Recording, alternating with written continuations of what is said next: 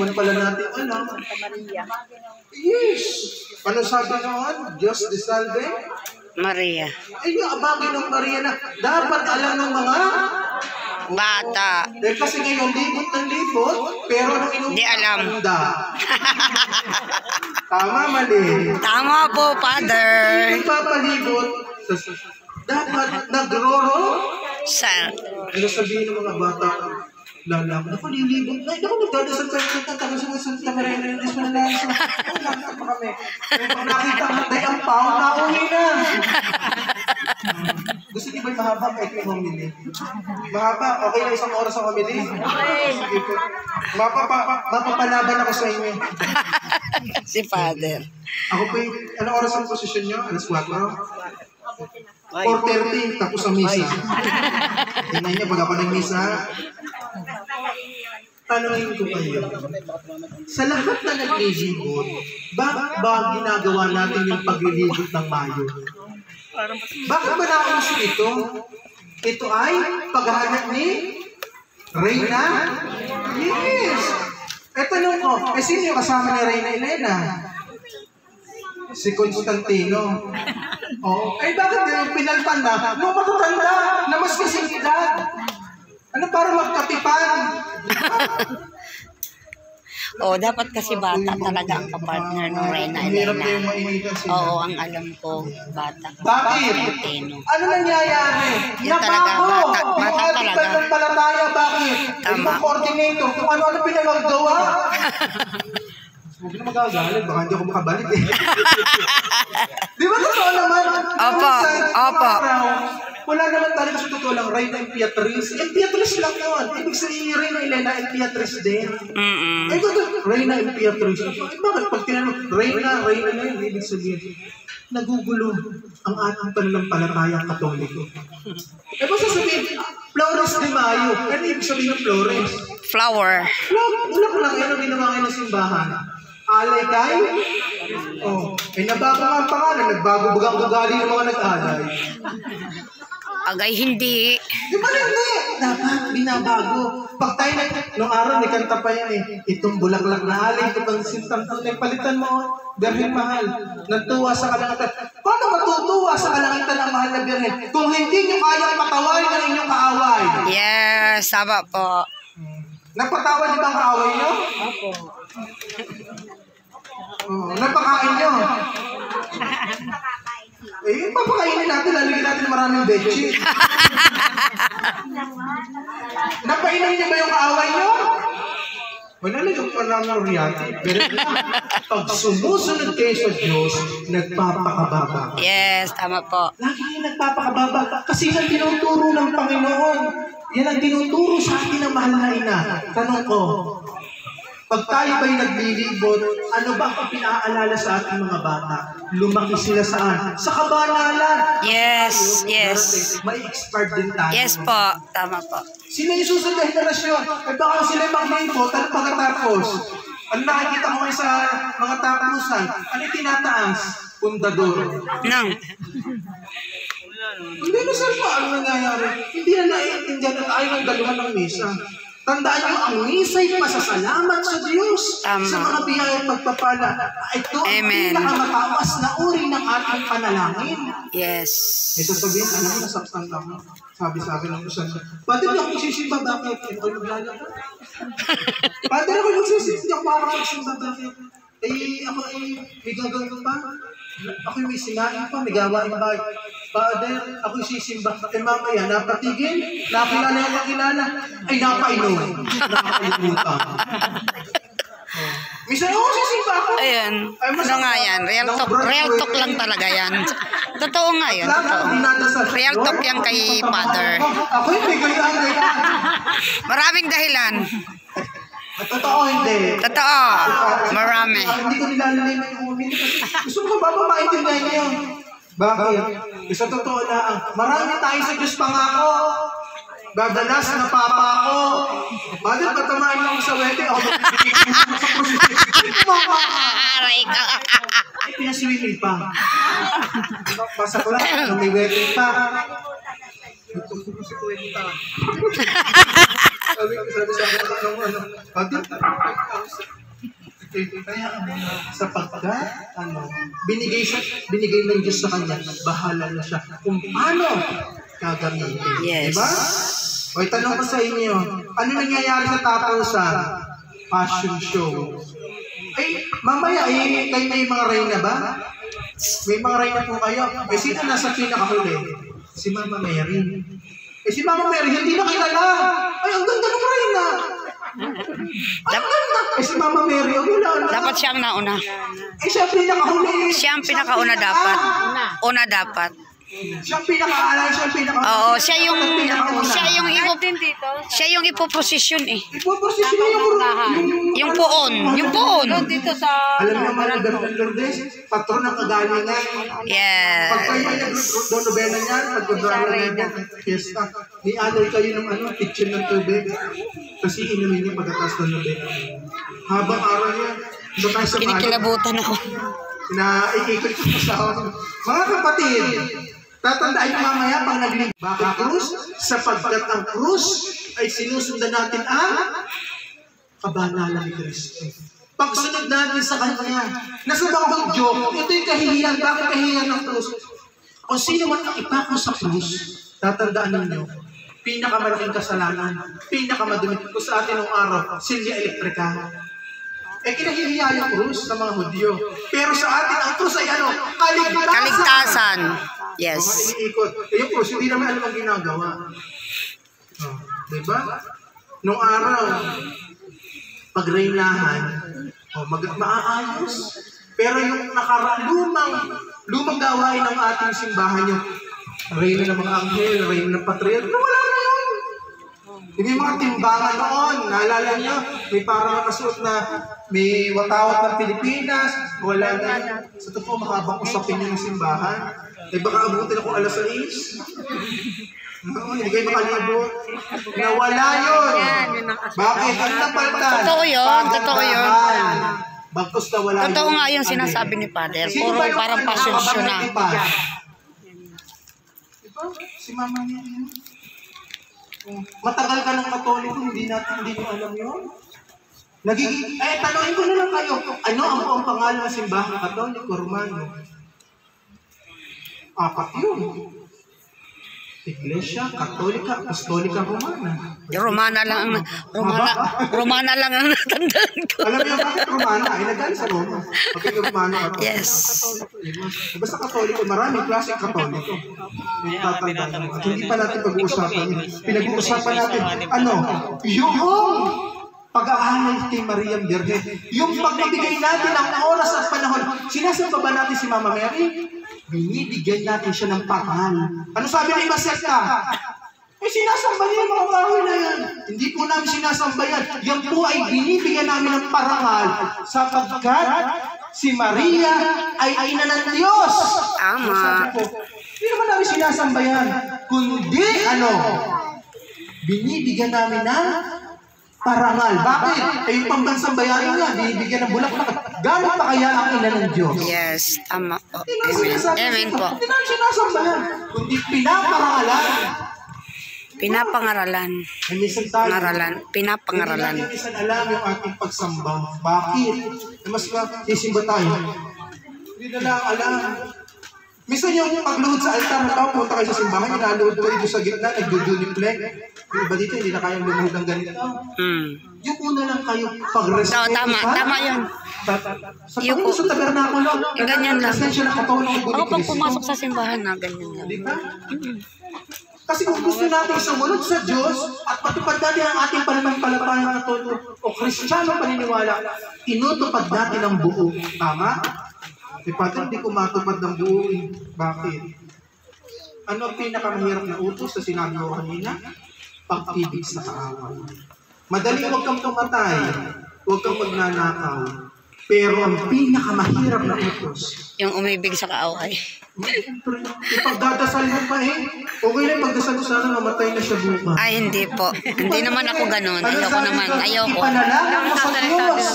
Iharap mo sa simbahan. Makausap mo sa tao sa simbahan na kayo magkaliwanagan. Naharinawa yung maliwanagan ng isip. Magkaigi kayo. Hindi misa kayo magkaigi. Bakit? Kasi ang tinitingnan nyo, pero yung mga mali. Eh, tanungin ko kayo, kung tinignan ng Panginoon sa Kristo, lahat ay mali. Ultimo si San Pedro, laging mali. Itinatuwa na nga eh. Pero siya ay, diba? Siya'y ginawang apostol, siya'y nanatili, at siya'y naging pinuno. Siya'y napatuloy na kinikilala ng simbahan. Siya'y itinatuwa mo siya. Hindi ko kilala. Kaibigan mo pa rin yan? Kasi hindi umakyat sa langit.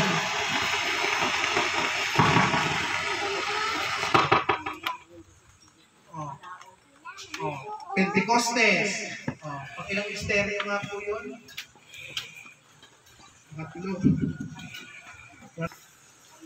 Ano po sumunod? Santissima? Kailangan simbahan yun. Bakit? Dakilang kapistahan. Doble ang indulhensya. Tanong ko, yung mga nakakaalam ba sa simbahan, sa chapel na ito o sa kubul na ito? Tanongin ko, kayo ba bilang namumuno dito, ano bang pinaalay ninyo? Para ba tayo makilala? Para ba tayo maglisikat? O para matuto ang mga bata sa kabayan? Di ba? Eh pag tinanong ko sa inyo, sino ang gustong pumunta naman sa langit? Ay, taas nga, patingin nga kamay, sino gusto pumunta sa langit? Siyempre gusto pumunta sa langit. Eh ano dapat gawin? Hindi mag-alay ng sarili. Mag-alay ng oras sa misa. Pinagmimisa tayo, pero hindi naman marugdog. Bakit? Minsan nakikita ko nagsisimba. Tumayo po ang lahat, itulog pa rin. Dapat, pag sinabi ni Father, sumain niyo ang Panginoon. Sumain niyo rin. Hindi alam ng iba, sasagot na sumain niyo rin. Pero hindi alam ang ibig sabihin niyo. Pag sinabi ng itaas at Diyos ang puso at diwa. Pag sinabing iyon, nakapokus lang kayo sa Kanya. Pinitaas na daw yung puso at diwa, pero ang utak sa bahay. May mga ibig sabihin niyo. Hindi basta-basta pinatanggap niyo sa misa. Pag tinas ni Father yung posket, yung ginagawa, sinusundan niya yung tingin. Sapagkat ito yung katawan ni Kristo. Ito yung handog. Ito, kami sa itong pinagmisahan. Hindi na pwede itong gamitin kung saan-saan. Bakit? Ito yung magiging leadingan ni Kristo. Sagrado na ito. Isa kasi may mga chapel na ginagawa, lalo na yung kubol. Ginagawa nito, ginagawang madyungan. O, teacher, ayan ay ating banal na na yan, Tets. Sugat at kasi ito yung napag-alalan. Namisahan na eh. Ngayon lang naman pamisa dito sa Paul at Simula. Ngayon lang. Kaya nga maganda ang tapusan talaga. Kala natin, basta-basta ang misa. Galing pa nga kami triangulo. So kaya mag-misa. Nung misa ng biyernes, sa misa namin, 8. Opo, kasi may mga tumawag po sa Carolina na wala po kasi makapaglingkod at yung kanilang pari ay pipilitan. Isipin mo, tatlong kubul agad sila. May chapel pa silang pagagawa sa tapat ng barangay. Kahit na ang init-init, kailangan mo ialay ang sarili. Bakit? Kasi ito yung panata, pangako sa Diyos. Kayo, ano ipangangako niyo sa Diyos? Maglingkod. At wala naman kayo pwede iaalay sapagkat lahat ng kayamanan mo, lahat ng nasa iyo ay bigay ng Diyos. At wala kang pagmamalaki sa Diyos. Wala. Meron po isang Wala talaga. Hindi mo magmamalaki. Kasi hindi kahiyayan. Eh bilang tao, anong purpose mo? Bilang tao! Isa lang. To glorify the name of God. Ilang purpose natin? Purihin siya. Gawa nga minsan, nakakalungkot. May mga tao nakalimot siya. Sana, huwag kayong makakalimot sa Diyos. Kasi pag nakalimot kayo, tanongin ko kaya kayo, kung makalimutan ka kaya nila gisingin ng isang oras, Ay di, patay na po. Yes. Isang oras na ngayon isa, nakalimutan mo. Sana, sumilba kayo. Kahit sa simbahan, wala may problema. Mahalaga, maging karapat-dapat. Tama. Ako nga, Jehovah Witnesses, doon ako sumisimba. Sabay-sabay natin sumbitin ang ating pananampalataya. Wala kasing kingdom dito. Sa Diyos sa mga na may gawa ng langit at lupa. Sumasampalataya ako kay Yesu Kristo, isang anak ng Diyos, Panginoon natin lahat. Nagkatawang tao siya na lang ng Espiritu Santo, ipinanganak ni Santa Maria Berhen, pinagpakasakit ni Poncio Pilato, ipinako sa krus na matay inilibing, nanaog sa kinaroroonan ng mga yumao, nang may ikatlong araw ay nabuhay na magmuli, umakyat sa langit, nalunglong sa kanan ng Diyos sa mga makapangyarihan sa lahat, doon magmumulat paririto, huhukom sa mga nabubuhay at namamatay na tao. Sumasampalataya naman ako sa Diyos Espiritu Santo, sa banal na simbahang katolika, sa kasamahan ng mga banal, sa kapatawaran ng mga kasalanan, sa pagkabuhay na muli ng namatay na tao at sa buhay na walang hanggan. Amen. Manalangin tayo sa Ama upang pagdiriwang ng banal na Eucharistia ay maging tunay na damdamin ng kaisa at pagkakapatiran at pagbabahaginan. Puntiwala tayo na langin ang ating dugon, Panginoon, dinggin mo kami. Panginoon, tingin mo kami.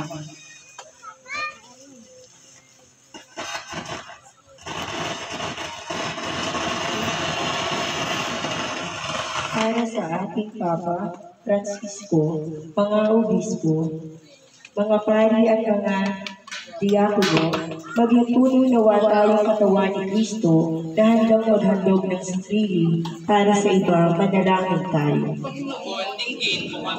Para sa lahat ng mga Kristiyano, magkais sa nawa silang lahat bilang isang komunidad na may pagmamahal at pagmamalasakit sa bawat isa, manalangin tayo. Para sa mga namumuno sa pamahalaan, taus-puso nawa silang maglingkod at maging mga tanda ng presensya ng Diyos sa bayan, manalangin tayo. Para sa mga relihiyoso at religyosa, manatili nawa silang mapagmalasakit sa mga nagugutom at unahin ang kapakanan ng mga mahihirap at mga inaapi, manalangin tayo.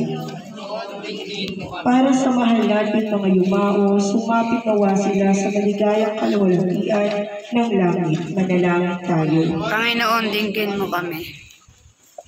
Diyos naming Ama, tinawag mo kami upang magtipon-tipon ngayon sa Eucharistiyang ito.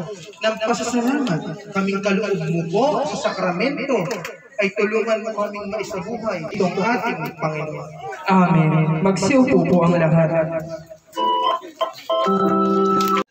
Sumayin niyo rin. Sa Diyos ang puso at iyo. Magpasalamat kayo sa ating Panginoong ating Diyos.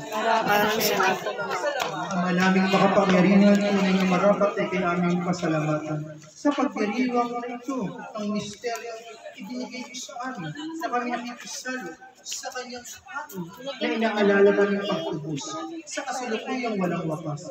Ama aming upang tumubos sa atin. Hindi ko lang, baka, maganda nga tis, inagkaroon tayo. Marami din akong hindi alam doon. Kami nakakatulog. Nagsisimba kami, nung asawa ko, relihiyoso talaga yun. Banalan, kahit sa pamagitan ng Espiritu Santo, gawin mong banal ito ng kalugay ito upang para sa amin maging katawan at dugo ng Panginoon Hesus Kristo. Bago siya kahirapan ng nagmakasapit, kumuha siya ng tinapay, ibinigay sa kanyang mga alagad at sinabi, tanggapin ninyong lahat ito't namin. Ito ang aking katawan na ihahandog ko ng para sa inyo.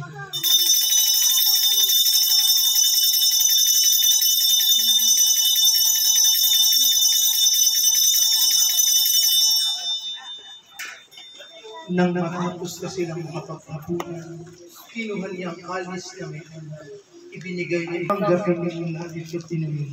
Ito ang aking kalis ng aking dugo, ng bago at walang ganti pa, na sa inyo may ibubuhos, sa inyo sa marami, sa kapagpapatawa ng mga kasalanan, silang may gawin sa pag-alaala sa akin.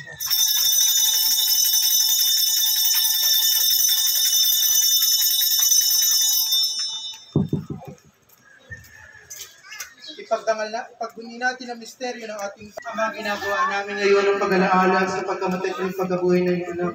Iniaaling namin sa iyong namin ang nagibuhay ang kalis na kakaroon ng kaligtasan. Kami nagpapasalamat at kami inarapat ng tumayo sa harap mo upang maglingkod sa iyo. Sinasama namin kami magsalasalo sa katawan ng tugon ni Kristo ay magbuklod sa pagkakaisa sa pagkakitan sa Kristo. Amaling ato ng simbang lagat sa buong mundo.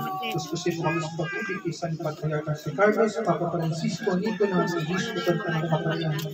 Alahan mo rin ang aming mga kapatid na nahinggay ng mga masasarap na buhay, depende ng lahat ng mga kumama. Kaawaan ang patuloy sila sa kaliwanagan. Kaawaan ang pagindapatin kami lahat makasama sa buhay walang kupas. Kaysa na mahalaga ng Maria ng Diyos, kaysa ng mga apostol, lahat ng banal na namuhay din sa daigdig ng kalugod sa iyo. Pagdiwang pa namin ang pagkapulit sa kararangan mo sa pamamagitan ni Kristo. Sa pamamagitan ni Kristo, kasama niya sa Kanya. Ang lahat ng parangal pagpulit sa iyo, Diyos amang makapangyarihan. Ika'y pinupuri, pinagdarangal, kasama ng Espiritu Santo, magpasawalang. Amen. Amen.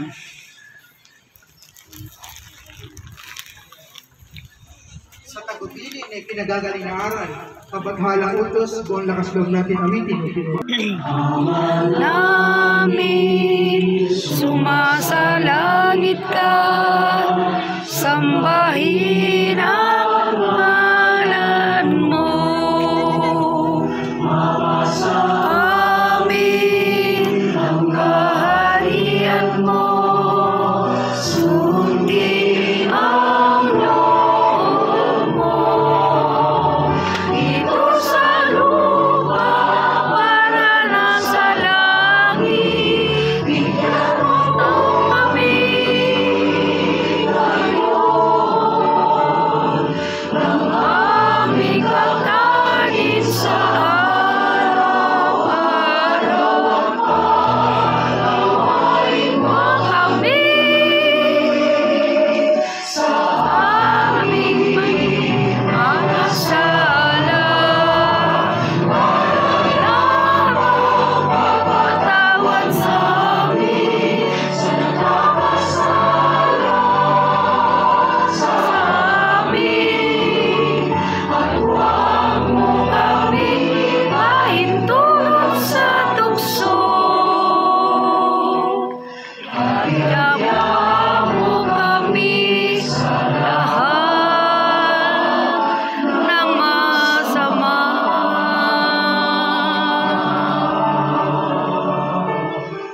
Hinihiling namin kami ang Diyos sa lahat ng masama, pagkalubang kami ng kapayapaan sa araw-araw. Iligtas kami sa kasalanan at ilayo kami sa lahat ng kabatuan. Samantalang aming pinananabikan ang dakilang araw ng pagpapahayag ng tagapagligtas natin, si Jesus Cristo.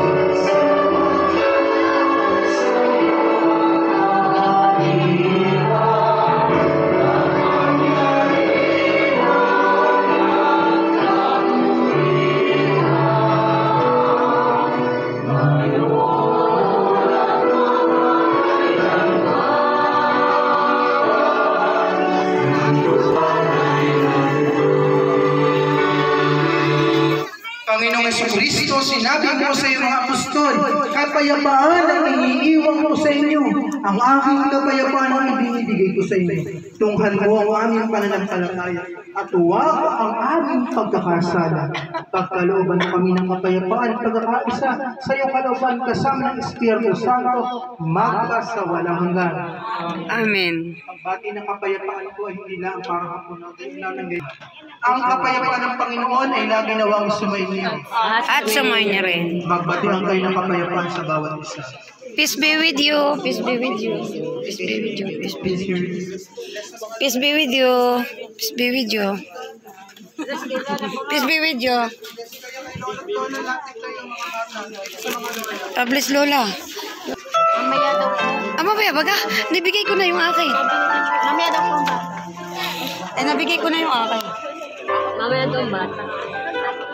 Sa bata baga yan? Diyos. Ayan guys, mga idols, sa haba ng panahon, 24 years, sa paninirahan po dito, ngayon lang po nagkaroon ng ganitong misa. At napakaganda po ng ginawang kubol sa pagsama-sama ng mga kapitbahayan, sa mga namumuno. At maraming salamat sa lahat ng mga tumulong. At maraming salamat kay Father at saka kanyang assistant. At mayroon pong paganito pa. Ayan. Ayan, may pahatdog pa. Ayan, pahatdog po para sa mga bata. 700 pieces. Hi po. Hello.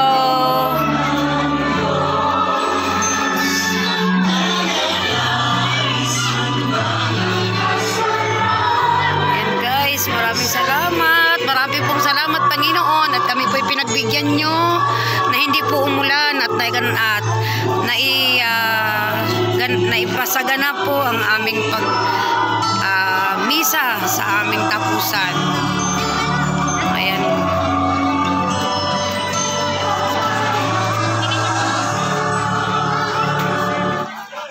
Mga kapatid, narito ang Kordero Diyos. Narito siya nag-aalis ng mga kasalanan sa mga mapapalad kayong lahat na inagayahan sa kanyang bigay. Panginoon, hindi ako karapat-dapat na magpatuloy sa iyo, ngunit sa isang salita mo lamang ay gagaling ako.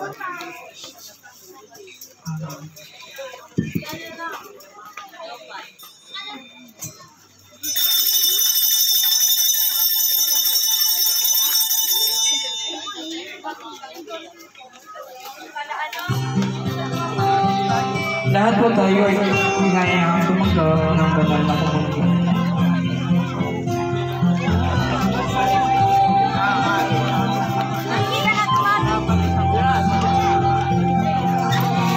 Dahan-dahan lang, isa-isa lang. Huwag magtulakan, kawawa ang matatanda.